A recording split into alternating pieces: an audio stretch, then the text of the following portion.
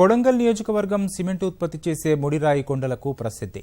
కర్ణాటక రాష్ట్రంలోని సేడం వెళ్లే మార్గంలో లెక్కలేనంత ముడి ఖనిజం రాసులు పోసినట్లు ఉంటుంది. 100 ఏళ్లకు సరిపడా సున్నపురాయి నిక్షేపాలున్నా వినియోగంలోకి రావడం లేదన్న ఆరోపణలున్నాయి. ప్రభుత్వమే స్వయంగా రంగంలోకి దిగితే రాబడితో పాటు వేలాది మందికి ఉపాధి లభిస్తుందన్న అభిప్రాయం వ్యక్తమవుతోంది. మహబూబ్ నగర్ జిల్లా కొడంగల్ నియోజకవర్గంలో సిమెంటు తయారీకి కావాల్సిన ముడి సరుకు విరివిగా ఉంది. టేకులకోడు, అంగడి రాయచూర్, రావులపల్లి, ఇందనూరు, బోయపల్లి తాండా, కస్తూరిపల్లి, రెబ్బెన్పల్లి, అనంతపురం, బోయపల్లిలో ముడి ఖనిజం విస్తరించి ఉంది.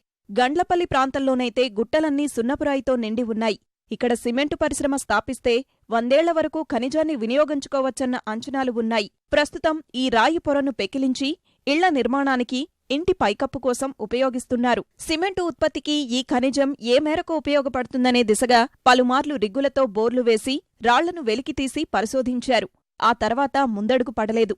కొడంగల్ మండలంలోని ధర్మాపూర్కు ఆవలివైపు ముడి ఖనిజం కర్ణాటక రాష్ట్రంలోని పరిశ్రమలకు తరలిపోతోంది. అక్కడ సేడెం పట్టణ పరిధిలో పలు పరిశ్రమలు సిమెంటును భారీగా ఉత్పత్తి చేస్తున్నాయి. ఈ ఖనిజాన్ని వినియోగించి కర్ణాటక ఆర్థికంగా, ఉపాధిపరంగా ముందుకెళుతుంటే మన రాష్ట్రం ఉపయోగించుకోవడం లేదని స్థానికులు ఆరోపిస్తున్నారు. ఇది రాయి చెక్ చేస్తామని 12 జాగాల్లో గన్లు తిరిగి డ్రిల్లింగ్ లేచిండ్రు. డ్రిల్లింగ్ లేచి రాయి తీసుకొని వెళ్ళిండ్రు. వెళ్ళి వాళ్ళు మాకు ఏం చెప్పాలి, సిమెంట్ ఫ్యాక్టరీ ఇద్దామని వాళ్ళు వచ్చి సర్వే చేసుకోమంతా. ఆ సర్వేలో ఈ బోరింగ్లో రాయి క్వాలిటీ కావాలని చెప్పినందుకు బోర్లు వేస్తామంటే వేయండి అయినందుకు మేము పర్మిషన్ ఇచ్చినందుకు వేసిండ్రు.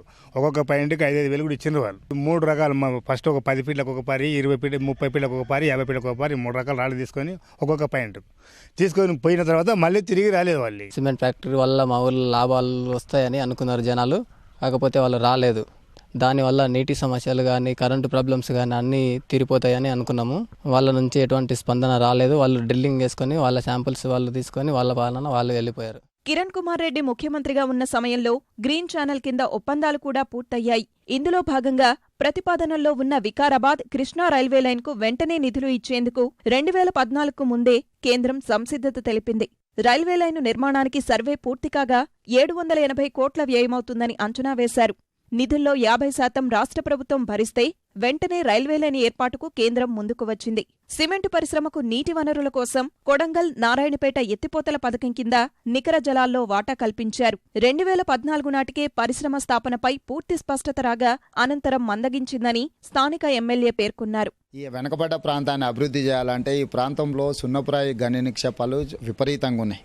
మా కాన్కోని సేడంలో కర్ణాటక బార్డర్లో మనకు సాగర్ సిమెంట్స్ కానీ, చెట్టినాడ్ సిమెంట్ కానీ, లేకపోతే బిర్లా సిమెంట్ కానీ, రకరకాల వాసవదత్త సిమెంట్ కానీ ఒక 5-6 పెద్ద సిమెంట్ కంపెనీలు ఉన్నాయి. ఇవాళ వ్యాపారం మొత్తం కర్ణాటక రాష్ట్రానికి తరలిపోతున్నది. 780 కోట్లల్లో 50% నిధులను రాష్ట్ర ప్రభుత్వం సమకూరుస్తే తక్షణమే వికారాబాద్ కృష్ణ రైల్వే లైన్ వచ్చే అవకాశం ఉన్నది. అదేవిధంగా 5 million metric tons cement factory కూడా మా నియోజకవర్గంలోకి వచ్చేది ఉన్నది. కాబట్టి సిమెంట్ ఫ్యాక్టరీకి అవసరమైన అనుమతులు ఇవ్వడమే కాకుండా ప్రోత్సాహాన్ని ఇవ్వాల్సిన బాధ్యత కూడా ప్రభుత్వం మీద ఉన్నది. రాజకీయాలకు అతీతంగా కొడంగల్ నియోజకవర్గాన్ని అభివృద్ధి చేసేందుకు సిమెంటు పరిశ్రమల స్థాపనకు ప్రభుత్వం నడుం బిగించాలని స్థానికులు కోరుతున్నారు.